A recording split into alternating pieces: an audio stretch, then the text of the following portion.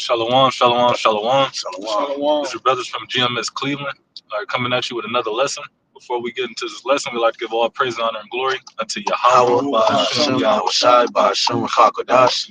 Double honors to our elder apostles and elder bishops, a great millstone who teach us truth and who will rule well. Kazak shalom to the hopeful elect. All right, as you see in the title of this lesson, it says U.S. Warships and Aircraft strikes over a dozen Houthi targets in Yemen.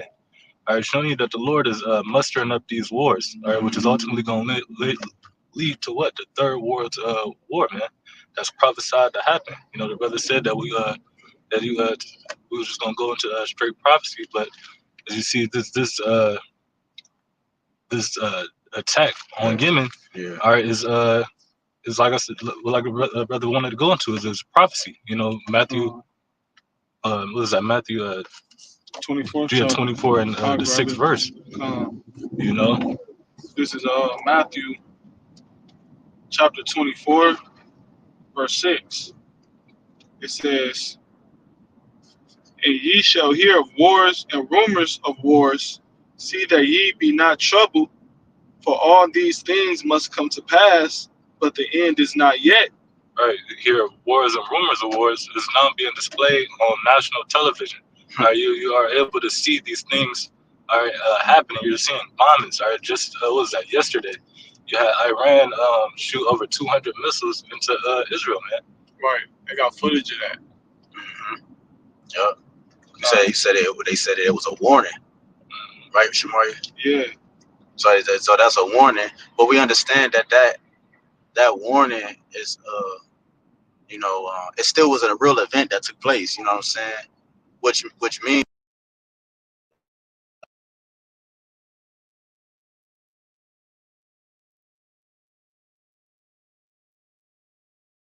yeah, right, and right, exactly. And then Kamala Harris is she was like, yeah. It was a video going around like, yeah, what do you think of if Iran bombs Israel? She said, don't. That's the only word she said, was don't. So we understand that, these things are prophesied to happen. Because what do you have now? This is today. What is it? When did this come out? Couple hours Right there. It says at 4. This was 4 o'clock. Today the 4th. Today October 4th. Updated on right here. What's the time? You say October what? 4th. Right. So today it's today the 4th. Kind. Okay. So yeah. So that's today. So this is the next day, and this is the article: U.S. Warships Aircraft strike over a dozen Houthi targets in Yemen, bro. This is a response to what Shamaria said, that warning. This is a response, bro. So that means they responded. That means it's gonna just keep being a response. Yeah. We already saw Russia base got hit. You know, Russia's allied with Iran. Exactly. They're a guard unto Iran, man. That's the point. And with Iran attacking Israel, who's gonna back Israel up? America, the U.S. Okay, and then like you said, Iran is backed by Russia, so it's wars within wars, man. Yeah. Okay, and that's what's prophesied, as I just read. I'm gonna get back to it. Matthew chapter 24, verse 8. No, Salakia, verse 7. It says, "For nation shall rise against nation, and kingdom against kingdom." Right. You yesterday was what, Iran and Israel. All right, and now you got the U.S. attacking Yemen. Yep. And all of this happened within a matter of days, man. Because when Israel basically did that airstrike on basically the leader of the Hez people, that was on the 27th, and then a couple days later, that's when Iran those 200 ballistics, and now we're reading the retaliation from the U.S. They got warships and aircraft strikes over in Yemen. Yeah. So we're literally watching this intensify more and more, but it's all the works of the Heavenly Father for prophecy's sake. This is nation against nation, man. It says, and there shall be famines and pestilence and earthquakes in diverse places. And if I could say too, you got the Hurricane Hurricane Helene, right? That struck in the Carolinas. That I believe over 190 people were unalived. So, and with war brings famine and pestilence within the inner cities of the countries that's actually going to war. Why? Because it takes money, all right, to go to war. And with the money collapsing and the common economy collapsing and the currency changing, this is going to issue in that pact for the future. So all of this is being tied in together. And when did that happen? That pact for the future. When was that declared? The 27th. Wasn't that the 27th too? I don't know the date. It was on Sunday, so whatever. No, this past no, last Sunday, because we talked about it at camp. So So the it was point last being is, Sunday. it wasn't long ago. All of this happened in the same amount of time. Yep. All of this has happened. This is a lot happening right now. Yeah. And they want to distract you with Diddy, you know. They want to distract you with Lil Wayne not being able to perform in New Orleans, with the Super Bowl and all of these events, and LeBron James and Bronny James. These are the things they want to distract you with. Salaki, I'm gonna keep reading. It says, verse 8, all these are the beginning of sorrows. And we haven't even reached the intensity of the beginning of sorrows. Right. We're scratching the surface of being in the beginning of sorrows, man. Yep. So the point being, it's only going to get worse for the world. Like the Lord said, like Yahawashi said, he said it, man. You know, wars and rumors of wars, but the end is not yet. So like, you know, even with this situation with the strike and all these different things, it's gonna bring in civil war. These are all proxy wars that leads up to a bigger war, like Shamari was talking about earlier. You know what I'm saying? Because once bloodshed reaches America, that's the end of war. You know what I'm saying? That's what at the end of the war is usually result in bloodshed. Like, so when people have to actually put hands on somebody else, that's the end of war. Because really, it started with the politics, and it's beginning stages and the stages to war.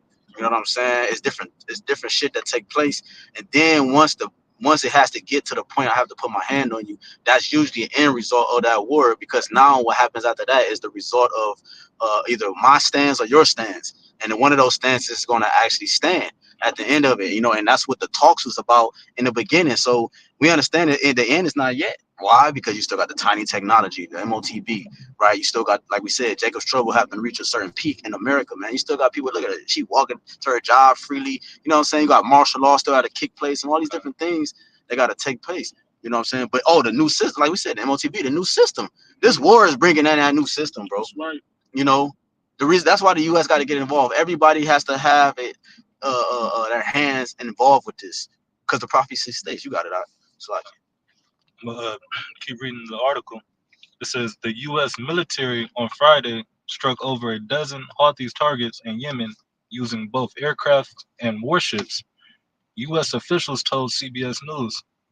The strikes, according to a statement from the U.S. Central Command, hits 15 largest containing.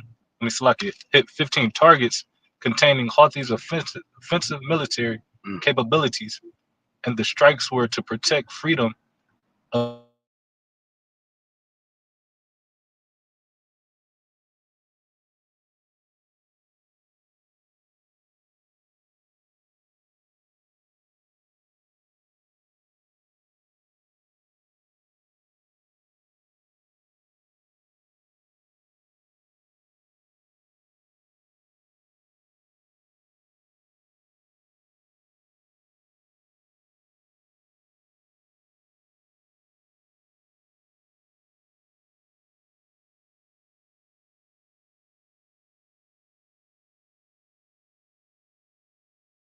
come back. Okay. All right, God, spirit, Back call on. lawyer. Well, so you want to repeat your point? I don't know. you want me to I reread lost this it. back? Because Okay. it says the strikes, reading on the article, it says the strikes, according to the statement from the U.S. Central Command, hit 15 targets containing Houthis' offensive military capabilities, and the strikes were to protect freedom of navigation and make international waters safer and more secure for U.S. Go ahead. Go ahead. They said they're protecting freedom of navigation. Man. But here it is. Oh, what are you doing? You're seizing, all right, that freedom of navigation. Yep. Not only that, but your whole point is to control and dominate, man. and to take over every part of the whole world, to dominate the whole earth. So that's your real agenda. Yo, like you said, keep that control. That's why like they didn't care about none of that shit that was just read in that article. They want to stay in power. They want to stay in power, man. You know what I'm saying? We talked about the SWIFT, you know, the SWIFT program and the BRICS, the BRICS PN, the BRICS Pay Now system that they're coming up with to combat the SWIFT program that's, you know, spearheaded basically out of America, and which why they can put sanctions on all these different countries when it comes to certain things. Yo, they trying to keep that control, man. We ultimately too, we understand that obviously it's two wings to the same bird, because at the end of the day, regardless who has the control, what country, it's the same agenda. It's the same program. It's the same digital biometric system that they trying to push. It's the same format. You know what I'm saying? And this war is going to usher in a lot, man. See, people think just because they're in America that it's not affecting them. You know what I'm saying? It affects your taxes. It affects, you know, a lot of shit. Inflation, different prices are going up and down on your food and your livelihood, man. Everything that happens in the world has an effect on you wherever you are. So this war is bigger than what people think. Why? Because we also know that it's going to issue. Because, bro, believe it or not, World War III has started. When Iran, the fact that Iran and Russia's military base got hit is a declaration of war. The fact that the U.S. had their military, their armory given to Ukraine, and Ukraine uses this to actually infiltrate, you know what I'm saying, and to fight against Russia, and it says U.S. military on their weaponry in Russia, that's a declaration of war, man. You know what I'm saying? That's a declaration of war. So that's what this is. You know, that's what we're witnessing before our eyes, bro. Can you get that Jeremiah that 50 or what? I think Shamari had the 49. It don't matter which one. You want me to start at 49? Wherever you feel, feel all right, this is Isaiah chapter 49, verse 5. It says, "Behold, I will bring a fear upon thee, saith the Lord Yahawah of hosts," the Lord power of hosts. All right, which the Lord has an army of his own. Okay, right now, the Lord is controlling the armies here on earth, the nations. But soon, Yahawashi is going to bring his army here on earth, man, in the midst of the nations going to World War III.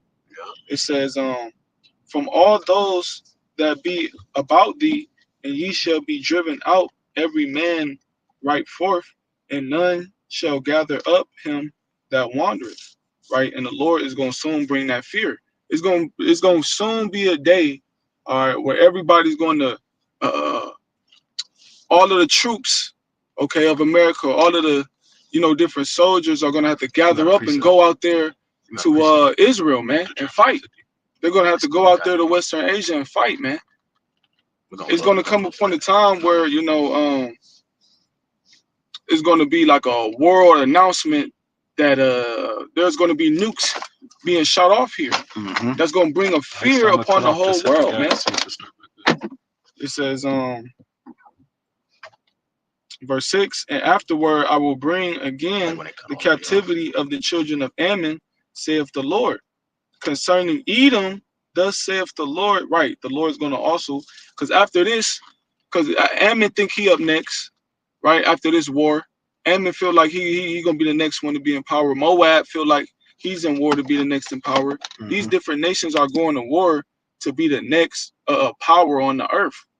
All right, but here it is. The Lord's going to cause these nations to gather up and fight against each other. And once again, Yahawashi is going to return and put all of these nations in captivity, man. It says, verse 7, "Concerning Edom, thus saith the Lord of hosts, is wisdom no more in Teman? Is counsel perished from the prudent? Is their wisdom vanished?" Right, because, you know, Teman, are being those Germans, are the wisest of the Edomites, the wisest tribe of the Edomites, okay, which the Lord used them to create these different missiles, all right, and this different weaponry to split the atom and so forth and so on. But during this time of war, all right, America is going to be seeking counsel. All right, Esau is going to be seeking some type of counsel from the left-hand side to be able to save his kingdom, man, to escape his downfall. And he's going to have no way to escape, no enchantments, as the scriptures say. Okay, we went into the Project Looking Glass. Mm-hmm. He's not going to have no enchantments. He's not going to be able to physically have the power to go against these other nations. Scriptures say, let the weak say I am strong. And on top of that, the Lord is going to come back. So it's totally a wrap for this devil and the rest of these other nations, man. Did you already read it? Lisa Flock, bring them up. Draw them up. All right, I'm going to jump down to it. Yeah. This Isaiah chapter 49. We're going to close with that. All right, come on. I think it's verse 20. Yeah, verse 20. It says, therefore hear the counsel of the Lord that he hath taken against Edom, and his purposes that he hath proposed against the inhabitants of Teman.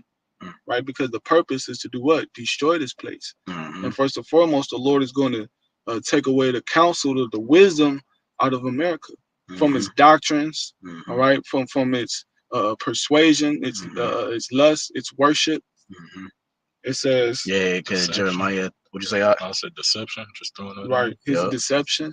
In Jeremiah 30, it say, it's the intent of the Lord, his heart. So these are the intentions of the Lord. This is his purpose, like to destroy Edom, to take him out of the way. You know, that's why this war has to happen. To tell you, Ezekiel, Lord gonna put hooks in their jaws. So the Lord is bringing them to the battle of Jehoshaphat, the valley of decision. You know, right? You know, this is the Lord. He said the Lord muster up the host of the battle. I think a brother quoted that. But the Lord muster in this war up, man.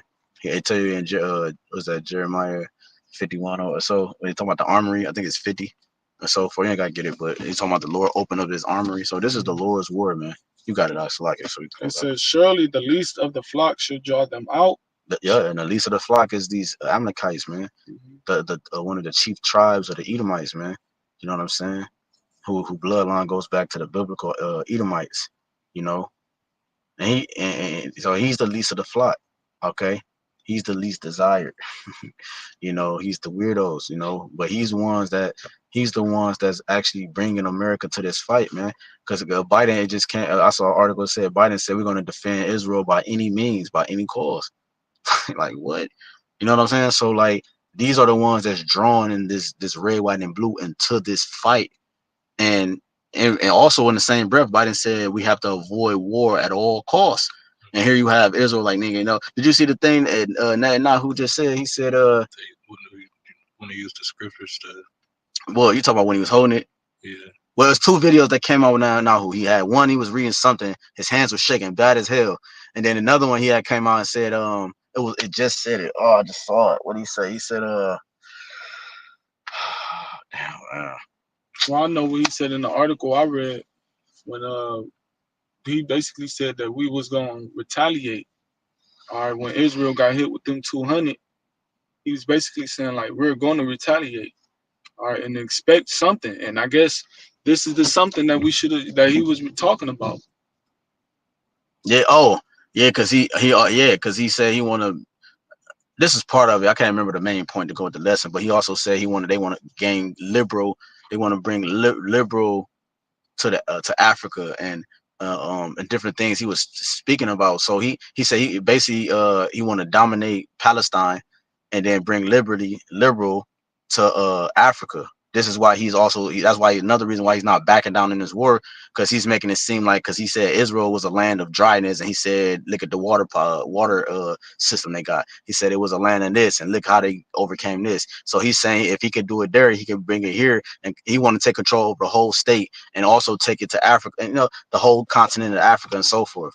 That's what he said. The blacks. That's what he said. Bring liberal to the blacks in Africa. So this man, they just want ultimately dominate and control. That's why he's still pressing the issue with this war. It has nothing to do with the world think it has something to do with. This war is completely on the left hand side of what the world think. You know what I'm saying? They have bigger agenda and bigger goals to come out of this. What's up? It says,